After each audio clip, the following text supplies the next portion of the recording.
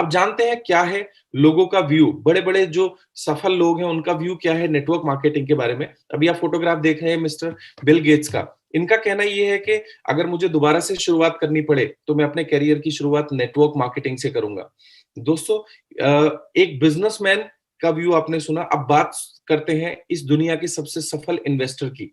जी हाँ दोस्तों, mister Warren Buffett जो मेरे आइडियल हैं, मैं इनको बहुत फॉलो करता हूँ। उनका कहना ये है कि नेटवर्क मार्केटिंग भविष्य है, one of the best investments I have ever made. इनका मानना है कि अगर आप इसके अंदर अपने आप को निवेश करते हैं, नॉलेज निवेश करते हैं, तो आप बहुत बड़े रिटर्न्स यहाँ से ले सकते हैं और ये सफलतम इन्वेस्टर कहे जाते हैं दोस्तों। अगर मैं बात करूं मिस्टर बिल क्लिंटन जो फॉर्मर यूएस प्रेसिडेंट रहे हैं, बहुत सारे लोगों के व्यू आपको यूएसए से मिलेंगे। क्यों? क्योंकि नेटवर्क मार्केटिंग का जो इतिहास है वो यूनाइटेड स्टेट्स यानी यूएसए से बहुत हद तक जुड़ा हुआ है। दोस्तों मिस्टर बिल क्लिंटन का कहना है कि your industry promotes core values all around the globe and give people the chance to make the most of their lives, and to me that is the heart of the American dream. दोस्तों इनका मानना यह है कि network marketing industry लोगों के अंदर core values develop करती है, हर तरीके से उनका विकास करती है। इसी के साथ मिस्टर डोनाल्ड ट्रंप, बहुत सारी बुक्स इन्होंने लिखी हुई हैं, आप इनके बारे में अगर थोड़ा सा स्टडी करेंगे तो नेटवर्क मार्केटिंग के बारे में इनके बहुत पॉजिटिव व्यूज हैं। इसके साथ ही साथ रॉबर्ट टी कियोसाकी जी, इन्होंने तो बाकायदा एक बुक लिखी हुई है नेटवर्क मार्केटिंग के ऊपर। हमारे सबके चहेते डॉक्टर एपीजे अब्दुल कलाम जी, नेटवर्क मार्केटिंग के बारे में इनका मानना ये है कि ये आने वाले समय का भविष्य है और महिलाएं और यूथ इसका सबसे बड़ा बेनिफिट उठाएंगे, जो कि सच साबित हो रहा है। दोस्तों मिस्टर मोदी जी, इनका मानना ये है कि भविष्य में हमें नौकरियों के ऊपर निर्भर नहीं रहना चाहिए और ये एक बात बोलते हैं कि don't be a job seeker, नौकरी चाहने वाले मत बनिए, नौकरी देने वाले बनिए। और इसमें नेटवर्क मार्केटिंग 21वीं सदी का व्यापार साबित होने वाला है। दोस्तों ये है मिस्टर रामविलास पासवान जी, जो जिनका देहांत अभी हो चुका है। इन्होंने बहुत बड़ा योगदान दिया था और मिनिस्ट्री ऑफ कंज्यूमर अफेयर्स के तहत गाइडलाइंस भी नेटवर्क मार्केटिंग के प्रति इन्होंने बनवाई और बहुत बड़ा विजन था नेटवर्क मार्केटिंग को लेकर के इनका। और आज गवर्नमेंट ऑफ इंडिया आज नेटवर्क मार्केटिंग के ऊपर गाइडलाइंस लेकर आ चुकी है। और दोस्तों नेटवर्क मार्केटिंग को आज अलग-अलग कोर्सेज में पढ़ाया जा रहा है, क्योंकि किसी भी देश की सरकार की दो प्राथमिकताएं होती हैं, पहला रोजगार सृजन और दूसरा महिला सशक्तिकरण। और डायरेक्ट सेलिंग को इस तरफ एक बहुत शानदार विकल्प के रूप में देखा जा रहा है। यही रीजन है कि बहुत सारी सरकार आज इसे अपना रही हैं और इसके प्रति काम कर रही हैं। वर्ल्ड डायरेक्ट सेलिंग एसोसिएशन का एक जर्नल है जो 2019 तक का डेटा है, जो मैं आप लोगों के साथ शेयर करना चाहूंगा। वर्ल्ड डायरेक्ट सेलिंग एसोसिएशन में दिखाया गया है, ये 2019 का डेटा है। दोस्तों 2016 में यहाँ आपको दो बार नजर आएंगे, ऊपर वाला बार इंक्लूडिंग चाइना है और नीचे वाला बार एक्सक्लूडिंग यानी बिना चाइना के है। और चूंकि चाइना एक बड़ा मार्केट है इसलिए उसे यहाँ पर कंसीडर किया गया है। अगर मैं बात करूं 2016 की, तो लगभग 182 बिलियन यूएस डॉलर का टर्नओवर पूरी दुनिया में हुआ। 2017 में 185.6 बिलियन डॉलर का टर्नओवर यहाँ हुआ। 2018 में 188.7 बिलियन यूएस डॉलर का टर्नओवर हुआ। और 2019 की अगर मैं बात करूं, जो कि एक रिसेशन का पार्ट है, उस स्टिल 180.5 बिलियन डॉलर का टर्नओवर यहाँ हुआ। तो जो 199 अप्रॉक्स हम लोग बोलते हैं, यहाँ आपको देखने को मिलेगा। इसके साथ ही साथ दोस्तों अगर मैं बात करूं टॉप 10 कंट्रीज की, तो नंबर 1 हमेशा इस इंडस्ट्री के अंदर यूनाइटेड स्टेट्स यानी अमेरिका रहा है। 35,210 मिलियन डॉलर्स का टर्नओवर यूएसए में हुआ है। और दोस्तों चाइना की अगर मैं बात करूं तो लगभग 24,000 मिलियन डॉलर का टर्नओवर, मिलियन डॉलर्स का टर्नओवर यहाँ हुआ है। तीसरे नंबर पर कोरिया है, चौथे नंबर जर्मनी, पांचवें नंबर पे जापान, छठे नंबर पे Brazil, Malaysia, Mexico, France, Taiwan. China का एक पार्ट यहाँ दिखाया गया है। दोस्तों एक मजे की बात, एक अपॉर्चुनिटी हम सभी लोगों के लिए, अभी इसमें इंडिया टॉप 10 में है ही नहीं। सोचो अगर हमारा इंडिया टॉप 10 में आ जाए। वैसे जो एक्सपर्ट्स हैं वो ये मानते हैं कि इंडिया के अंदर जो पोटेंशियल है वो टॉप 3 के अंदर आने का है, यानी आफ्टर यूनाइटेड स्टेट्स चाइना तीसरा जो सबसे बड़ा कंट्री है वो इंडिया हो सकता है, अगर हम सब लोग थोड़ा सा जोश और जुनून और दिखाएं, थोड़ा सा कमिटमेंट और दिखाएं और थोड़ा सा इस बिजनेस के प्रति ताकत और दिखाएं, तो हम इस दुनिया में तीसरे रैंक पर आ सकते हैं। और दोस्तों अभी हम टॉप 10 में भी नहीं है। उसके बावजूद इतनी Mercedes, BMW, Audi, luxury car, विदेश यात्राएं हैं। सोचो अगर हम टॉप 3 में आ गए तो कितने बड़े एग्जाम्पल्स हम इस बिजनेस के अंदर सेट कर सकते हैं। ये वो कुछ प्रोडक्ट कैटेगरीज हैं जो इस बिजनेस के थ्रू मूव की जाती हैं। सबसे पहले नंबर पे क्लोथिंग एंड एक्सेसरीज, और अगर आप ध्यान से देखेंगे तो दो कैटेगरी सबसे ज्यादा प्रचलित हैं। दोस्तों पहले नंबर पे है वेलनेस, जिसमें आप देखेंगे 35.6% का टर्नओवर होता है, और दूसरे नंबर पे आता है कॉस्मेटिक एंड पर्सनल केयर। एक बार जरा वेस्टीज बिजनेस के प्रोडक्ट कैटेगरी देखिए, हमारे पास सबसे ज्यादा प्रोडक्ट कौन से हैं? जी हाँ दोस्तों, वेलनेस के। और दूसरी कैटेगरी हमारी कौन सी है? पर्सनल केयर के प्रोडक्ट, जो 28.6% कंट्रीब्यूट करता है। इसके अलावा बहुत सारे प्रोडक्ट रेंज है। दोस्तों यहाँ आपको समझ में आया होगा कि वेस्टीज कितना ध्यान से, कितनी रिसर्च करने के बाद कोई भी प्रोडक्ट लॉन्च करती है। और तीसरी जो सबसे बड़ी कैटेगरी है वो है दोस्तों house hold and goods durables, जो हमारे पर्सनल होम केयर के प्रोडक्ट होते हैं। तो हम सभी के पास बहुत बड़ी कैटेगरी है इन तीनों रेंज के अंदर। इसके साथ ही साथ हमारे पास और भी रेंज है, जैसे क्लोथिंग इस इंडस्ट्री के थ्रू बेची जाती है, books and toys, stationery, food stuff, home improvement, इसके अलावा utilities, financial services and others. दोस्तों ये वो कैटेगरीज है जो नेटवर्क मार्केटिंग के जरिए सबसे ज्यादा बेची जाती हैं। और मुझे बड़ा अच्छा लगा जब मैं ये प्रेजेंटेशन स्लाइड देख रहा था कि इस इंडस्ट्री की जो सबसे बड़ी 3 कैटेगरीज हैं, हम उन तीनों कैटेगरीज के अंदर काम करते हैं। अब बात करते हैं पूरी दुनिया के अंदर लगभग कितने लोग इस इंडस्ट्री के अंदर काम कर रहे हैं। तो लगभग अप्रोक्सीमेटली 120 मिलियन लोग दोस्तों डायरेक्ट सेलिंग इंडस्ट्री से जुड़े हुए हैं। 1 मिलियन के अंदर लगभग 10 लाख लोग होते हैं।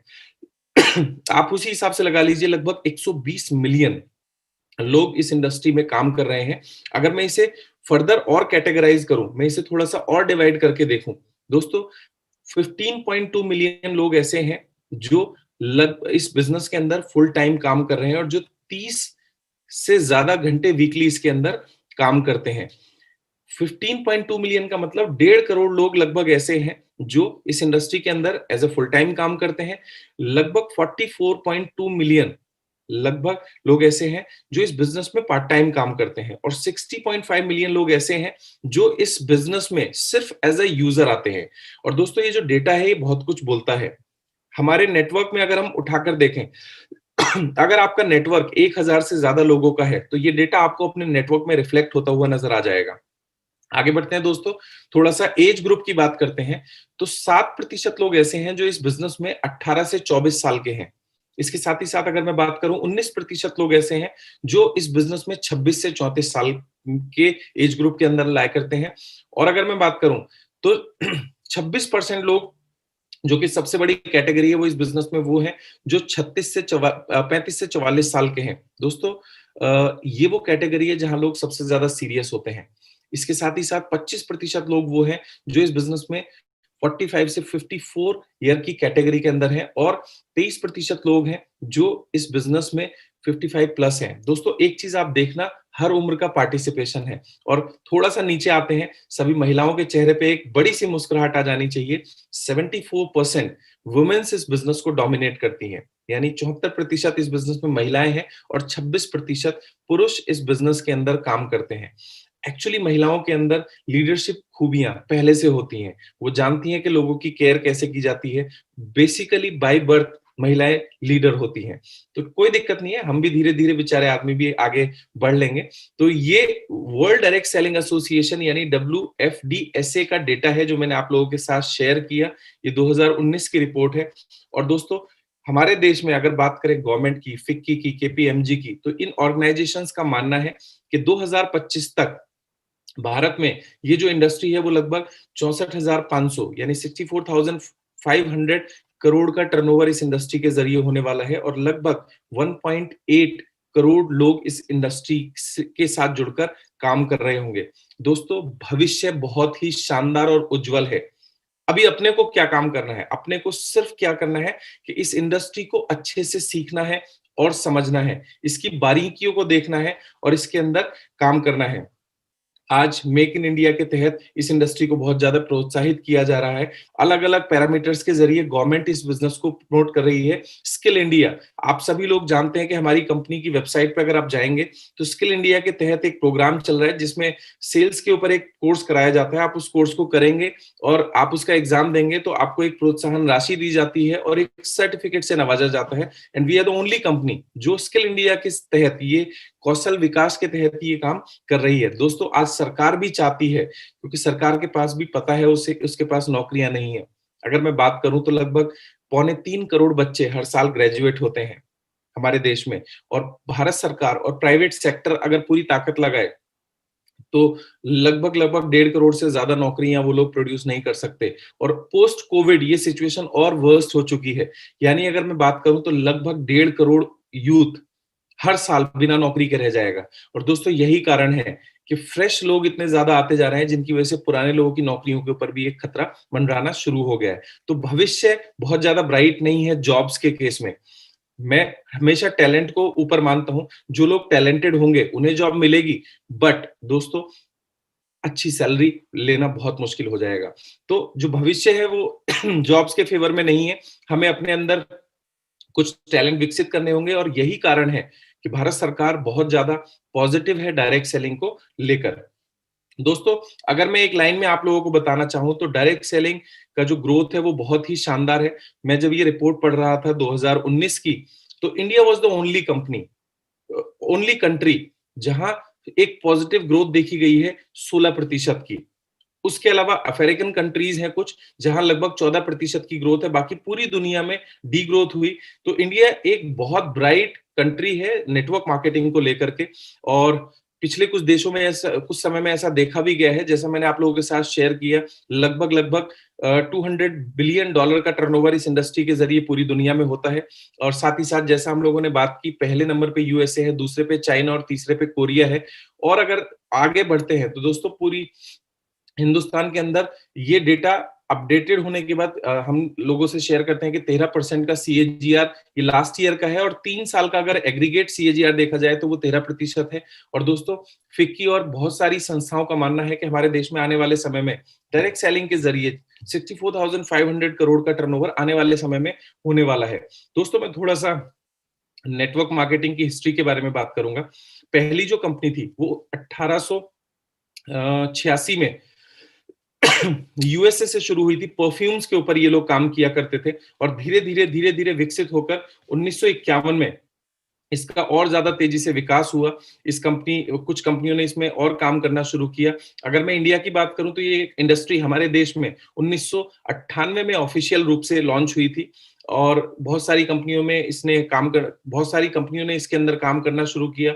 2015 में डायरेक्ट सेलिंग इंडस्ट्री के लिए रेगुलेशन बनने की बात शुरू हुई, और 9 सितंबर 2016 को डायरेक्ट सेलिंग के ऊपर गाइडलाइंस पेश की गई। मैं अगर बात करूं तो लास्ट ईयर का जो डॉक्यूमेंटेड डेटा है, लगभग 13,000 करोड़ का टर्नओवर 2018-19 के अंदर डायरेक्ट सेलिंग के जरिए हुआ। और अगर 19-20 की मैं बात करूं, चूंकि कोविड की वजह से रिटर्न्स जो आईटीआर्स है वो फाइल करने की डेट बढ़ा दी गई है, ये दिसंबर 2020 कर दी गई है। तो जो अप्रोक्सीमेट डेटा है वो लगभग 18,000 करोड़ का टर्नओवर पिछले साल हमारे देश में हुआ। मैंने यहाँ मेंशन इसलिए नहीं किया क्योंकि वो डॉक्यूमेंटेड नहीं है। उससे पिछले साल का जो टर्नओवर है वो लगभग 13,000 करोड़ के आसपास का टर्नओवर हमारे देश में हुआ। एक वीडियो आप लोग अक्सर देखा करते हैं मिस्टर अनुराग ठाकुर का, जो मिनिस्ट्री ऑफ फाइनेंस के मंत्री हैं।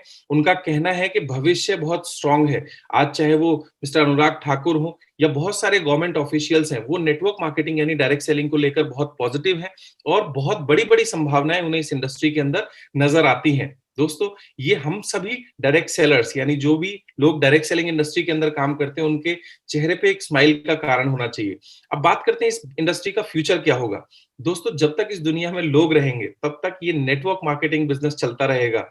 और जिस चीज को लोग पसंद करते हैं, जिस चीज के ऊपर लोग आते हैं, वो इस दुनिया में सबसे ज्यादा टॉप पे रहता है। आपने देखा होगा फेसबुक एंड व्हाट्सएप, दोस्तों ये हमसे कोई पैसा नहीं लेते, लेकिन ये फिर भी टॉप 10 में रहते हैं। और फिक्की जैसी ऑर्गेनाइजेशन मानती है कि इस इंडस्ट्री का जो भविष्य है वो बहुत स्ट्रांग होने वाला है। तो नेटवर्क मार्केटिंग का जो स्कोप है वो भविष्य में बढ़ता रहेगा। और एक चीज मैं आप लोगों से और बोलना चाहूंगा, कोई भी चीज गलत अगर होती है तो आप उसे खत्म करने की जरूरत नहीं है, वो ऑटोमेटिक 5 से 10 साल के अंदर खत्म हो जाती है। पूरी दुनिया के बहुत सारे लोग नेटवर्क मार्केटिंग को लेकर नेगेटिव हैं, उसके बावजूद ये industry day by day grow करती चली जा रही है। तो इसका मतलब साफ है कि लोगों को इसके बारे में थोड़े से कंफ्यूजन्स हैं, जिन्हें हम सब लोग मिलकर दूर कर देंगे और आने वाला जो समय है वो बहुत ब्राइट होने वाला है। और दोस्तों, किसी भी इंडस्ट्री के लिए 4 फेजेस, ऐसा देखा गया है कि 4 फेजेस किसी भी इंडस्ट्री के होते हैं। पहला फेज हमेशा नेगेटिव फेज होता है। आपको अगर याद हो तो जब कंप्यूटर इंडिया में लॉन्च होने वाला था, तो लोगों ने धरने दिए थे, बाकायदा संसद के सामने लोग बैठे थे। लोगों का मानना था कि अगर कंप्यूटर आ गया तो नौकरियां चली जाएंगी। तो कोई भी इंडस्ट्री अगर आती है, तो सबसे पहले उसे अपना नेगेटिव फेज देखना पड़ता है। जिस फेज के अंदर अभी नेटवर्क मार्केटिंग चल रहा था, ये फेज लगभग ओवर हो चुका है। दूसरा फेज आता है दोस्तों, पॉजिटिव फेज। जब लोगों को रिजल्ट्स दिखने शुरू हो जाते हैं, उस समय लोगों का भरोसा उस इंडस्ट्री के ऊपर आना शुरू हो जाता है। आज बहुत सारी ऑडी, मर्सिडीज, बीएमडब्ल्यू विदेश यात्राएं लोगों को जब देखने को मिल रही है, तो बहुत तेजी से लोग टर्न अराउंड हो रहे हैं नेटवर्क मार्केटिंग इंडस्ट्री के ऊपर।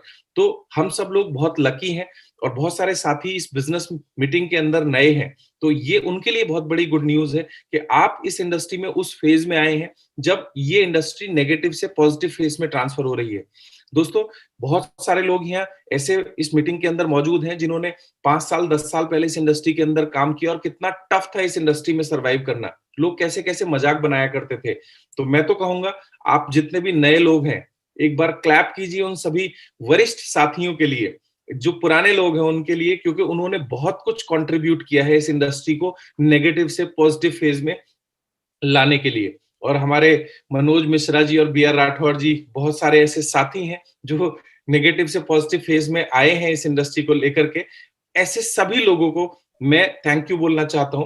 कोई भी कंपनी बुरी नहीं है, सब कंपनियां अच्छी हैं और सारे नेटवर्कर बहुत अच्छे हैं, क्योंकि सभी कंपनी और नेटवर्कर्स के एफर्ट से ये इंडस्ट्री नेगेटिव से पॉजिटिव फेज में टर्न अप हुई है। और दोस्तों, आने वाले समय में ये इंडस्ट्री अपनी तीसरी फेज के अंदर जाएगी, जिसका नाम है ग्रोथ फेज। जब बहुत सारे लोग इस इंडस्ट्री का पार्ट बनेंगे दोस्तों, तब देखना हर महीने हर साल कितनी बड़ी बड़ी ग्रोथ आएगी। और जैसा डेटा बोलते हैं, मैं उसके हिसाब से आप लोगों से सिर्फ एक बात बोलना चाहूंगा। अभी तो नेटवर्क मार्केटिंग का वो फेज आना बाकी है जब आपके घर में 5 5 6 6 लग्जरी कार होंगी इस इंडस्ट्री की वजह से। आप अपने कपड़ों के रंग के हिसाब से अपनी फरारी चूज करोगे कि आज मुझे लाल रंग की फरारी लेके जानी है। दोस्तों, वो दिन आएगा, 110% आएगा, बशर्ते हम इस इंडस्ट्री को सीरियसली समझें, सीखें और इसके ऊपर काम करें। और चौथा फेज होता है किसी भी इंडस्ट्री के लिए नॉर्मल फेज या कंपटीशन फेज। नॉर्मल फेज मतलब जब वो इंडस्ट्री शेप ले चुकी होती है और उसके अंदर बहुत सारे हैवी कंपटीशन आ चुके होते हैं। और दोस्तों, अभी तो हम दूसरे फेज में हैं, और आप जिस कंपनी के साथ में काम करते हैं ना, भरोसा रखिए वो कंपनी किसी के हाथ नहीं आने वाली है। यानी आपके अपने बहुत सारे गाड़ियां होंगी, बहुत सारे हेलीकॉप्टर होंगे, और आप अपनी लाइफ को एंजॉय कर रहे होंगे, बशर्ते हम सीरियसली और लॉजिकली इस इंडस्ट्री के अंदर काम करें। दोस्तों